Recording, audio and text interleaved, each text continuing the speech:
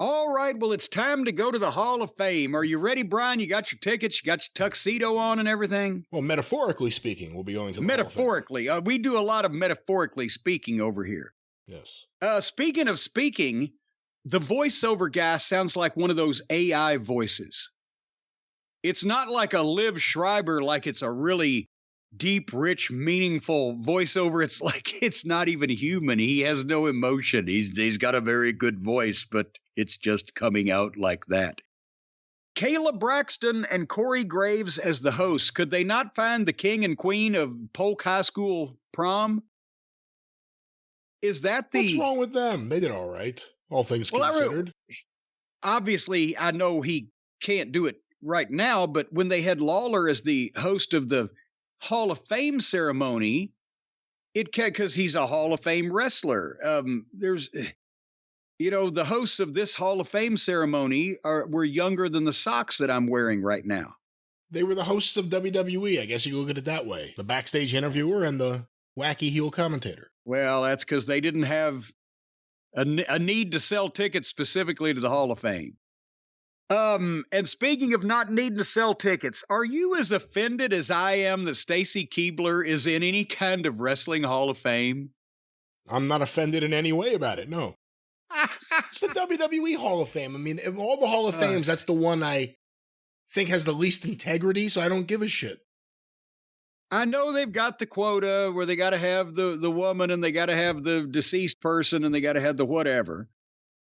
But I would skip it, I said, but I see Cactus coming out to induct her. So even though it's absolutely ridiculous to envision Stacy Keibler in a wrestling Hall of Fame, I figured I'll give Mick a chance. And I got through about 2 to 3 minutes of that, and I love Mick, but... And then there was a co-inductor. I zip forward a bit, and Tori Wilson is the co-inductor. And then finally we get to Stacy Keibler. And here's Tony Khan would have paid for the real version of Legs. He would have paid Dusty Hill some money. But no, we get a goddamn garage band ripoff version. I've never met this girl. I'm sure she's nice. I understand she's a talented dancer. She's a homemaker, baby maker, whatever. Hall of Famer. Yeah, I heard the phrase "my WWE journey" and her start to talk about how she's always wanted to be an entertainer, and I skipped ahead. If Cora Combs was going to come out and stretch her, I would watch it, but otherwise, poof. Also, I'm glad Vince isn't here anymore, but who's that creepy guy with the mustache backstage? Well, that was the guy that was going to escort all of the ladies in the Hall of Fame off the... See, he was right in between Stacy and Tori and Brandy and Gladys and Ethel and whoever the fuck. Anyway, can we move on from Stacy Keibler? Yes. Okay, did you see the WrestleMania video they did to Hollywood Swingers? Hollywood Swinging, not Swingers. No, it's Hollywood Swingers. It's Hollywood Cool in the Gang. Hold on. Because now you got me questioning myself. Cool in the Gang. Hollywood Swingers. Hollywood Swinging. I was right. It's Hollywood Swinging. Well, I guess... You got swingers on your mind. That's the verb instead of the noun. I don't know. But it's a good song. What was the name of... What record label were they on? Do you know this? Oh, shit. Well, Cool in the Gang or... Oh, was it... Shit. You won't get it. I'll just say it to you. I won't get it. D-Light Records. I would not have gotten it. But they were delightful. Anyway, now we get to the real presentations. Next up was your hero and mine, Andy Kaufman. And obviously the choice was supposed to be, or would have been, Jerry Lawler to induct him. And obviously, again, that it wasn't possible because of Jerry's health, but he was able to do a video from home to, at least be a part of the thing and introduce Jimmy Hart, who was, standing in for him there. And I mean, gosh, it wasn't Jerry the lively Jerry, but after what he's been through at his age with that, the recent stroke and everything, it's great he was able to look that good and do that. So we got that done. I like that no matter where he is, there's a regal chair to sit in. Well, that's at his house. Is that his house? I thought maybe he was in his place in Florida. No, I'm pretty sure. I mean, it's his chair. It's his throne. But I'm pretty sure that's in Memphis. He's been back in Memphis for a couple weeks now. All things considered, he looked and sounded pretty good. Yeah. But anyway, so here comes Jimbo. I love you, poo-poo. Jimmy Hart, the energy. He's coming down the fucking ramp. I think he's going to be 79 this year, right? He's either going to be 79 or he already is 79. I'm pretty daggum sure, but fuck Dick Clark. Jimmy Hart is the world's youngest teenager. And did you hear the entrance music? I wish he'd have milked it a little bit longer. Eat your heart out, Rick Springfield, 'cause she's my girl and she always will be the only one for me. And no rock and roll singer's gonna take her away from me. That's impressive. It's interesting that he heard Jesse's Girl and said, you know what, I need to respond. And then he wrote this song as a response to that. 79 years old. Yep. Jimmy Hart, 79 years old. And you should have heard Tammy, why not give George another chance? How about before it was it was Lance Russell's nose and then he changed it to Barbra Streisand's nose. Was that it? Yeah. Or was it the other way around? It was Lance Russell's nose originally and then Barbra Streisand's nose when he was trying to get it on radio stations outside the Memphis area. So anyway, and We Hate School got tremendous radio play in Memphis, I'll have you know. That is the one thing one day I'm going to ask you to go through your video collection to find me. The video of when they got Coco on guitar. And yes. And like he has the first family do a music video where they're in like a studio playing the instruments. It's incredible. We hate school rock and roll. Anyway. And then Terry Funk covered that on his album in Japan. Yes. So you have 40-year-old or 35-year-old Terry Funk singing We Hate School. But just think about this. Fucking Jimmy was 40 when he wrote it. So how about that? But Jimmy's been eternally youthful. Anyway, he was trying here after 2 hours of SmackDown and 30 minutes of the girls. The people, it seemed like were getting a bit tired. But Jimmy, pumped him up and then just barely introduced the Kaufman family. Which was Andy's brother and sister and his daughters, and they were good. Especially the brother was very good. So no Tony Clifton though. That was disappointing. I was waiting for something. I was waiting for Tony Clifton, or I was waiting for the brother to like rub his face a few times and makeup would fall off. It's me. I've been waiting all these years. It's been 40 years, Lawler.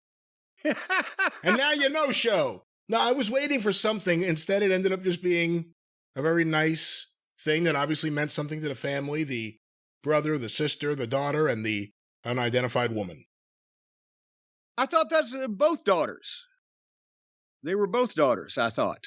Oh, I don't know. I didn't hear her. Well, she was young. She was young, about the same age as the other daughter. That's why I say the family was introduced just barely. But nevertheless, so that was a nice, again, with it being in the ring after SmackDown, it's already,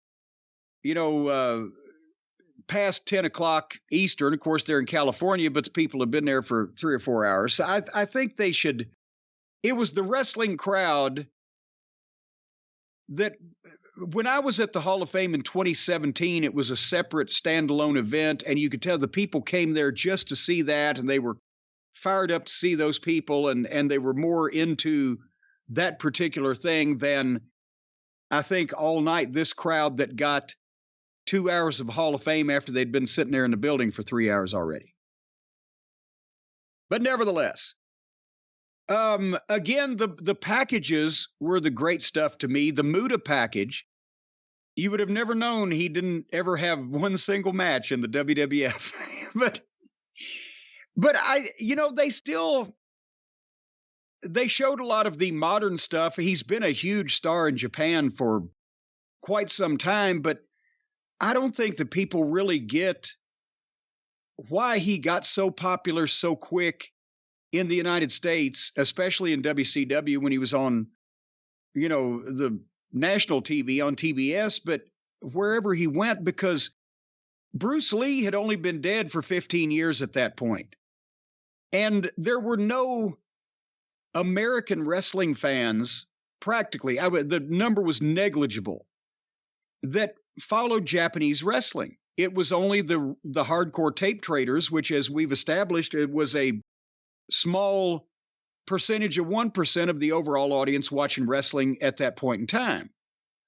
And again, this is not knocking. I know that now the New Japan fans are, oh my God, damn you. Brian, testify for me. 35 years ago, what percentage of the fans watching American wrestling on television closely followed Japanese wrestling? I can't even tell you a percentage. I could tell you that it's probably 8,000 people at most, maybe. Yeah, maybe. So there was still the fascination with Bruce Lee and the martial arts guy and the ninja and the whole thing. And Muta was the living embodiment of that. And the kids liked him because of the outfits, and the guys thought he was cool because of not only the spinning kicks and the power elbows and the handspring elbow drive and all that stuff, but the fact that he looked like he was really in a martial arts movie and really doing that shit. It wasn't like the aggressive tumbling or physical parkour or whatever of today where everybody's cooperating. And the moonsault, when you saw the clip of the moonsault, he got farther out and stretched his fucking feet out. Yeah, you can see why he destroyed his knees, though, when you watch those highlights. Oh, my God. Yeah, just slams his knees to the mat. But everything was so quick and so athletic and such a strike. It was like Tiger Mask. It seemed like that he was really doing the special effects that you see in the martial arts movie. So he could pull it off, and that's why that everybody reacted to him, and he never had to speak a word. And Gary Hart, as his manager, was never trying to make him a babyface. That was the antithesis. So Gary wanted serious, real heat all the time. But he was just too outstanding and too different and too flashy, and it appealed to that.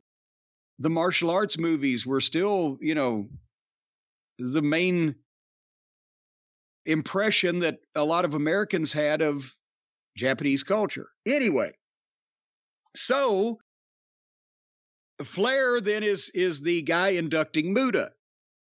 And a lot of people said, of course, well, Sting had the classic rivalry with him, so it would have been Sting, but that can't be possible because Sting's under contract to AEW. So Flair in the first 15 seconds says, well, I thought they'd probably want Sting to do it. God damn it.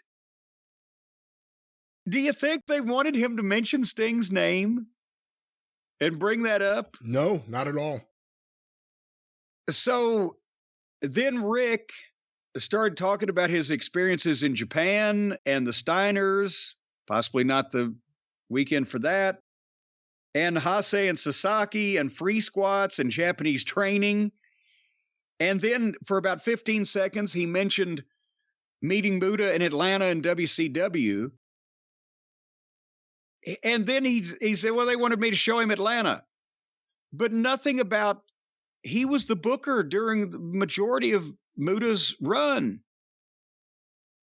And he, called him the best Japanese wrestler he'd ever wrestled. And then he pulled out a list of all the other Japanese guys he ever wrestled, ignored Muta for the rest of the fucking speech, and then introduced Muta. What was that? It would be one thing if you could somehow say, and they worked for New Japan, and that made me meet Muta. But it was like Jumbo Tsuruta. Jumbo Tsuruta had nothing to do with the Great Muta ever. Ever. Rick just started naming any Japanese wrestler he could remember. Well, because remember, he spent a lot more time working for Baba than he did for Inoki. Yeah. So. Oh, yeah. And then he said, and I wrestled Inoki. Where was I? Oh, yeah, North Korea. Easy for that one to slip my mind. But anyway, so Muta came in, then was introduced and came in full gimmick and everything, and he was walking creaky, and he doesn't speak. Even after all these years, he didn't speak almost any English back in the WCW days, and apparently still. So there wasn't much speech, but then he spit the mist and got a big pop. So that's about, what was his speech? 35 seconds? 3 sentences, maybe. Yeah. What do you think of the mask? From the side, it looked pretty cool. It almost looked like he still had jet black hair. And then when he turned to the front, you just see it's definitely a mask. But what'd you think of the Muta mask? Well, it's cool. I mean, the Japanese guys, they're going back to the days of when they built that whole big apparatus for Vader, the big headpiece that shot the steam and everything. They like outfits and gimmicks and things like that, and it looks natural for them.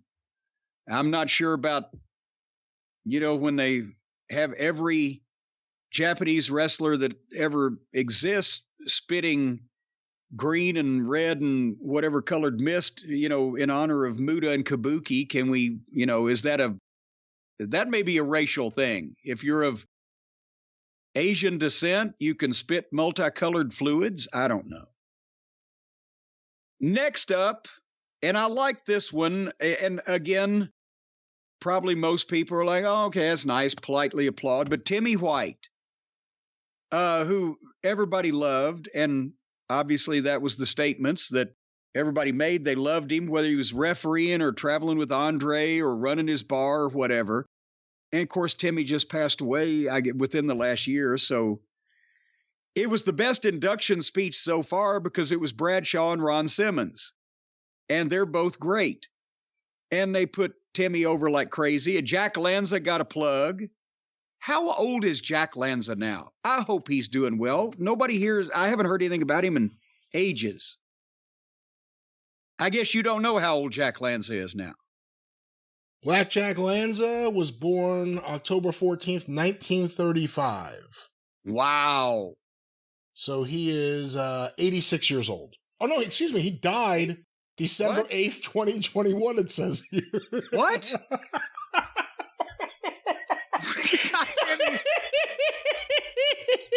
Randy Atcher all over again. Randy Atchered me. Did we hear about that?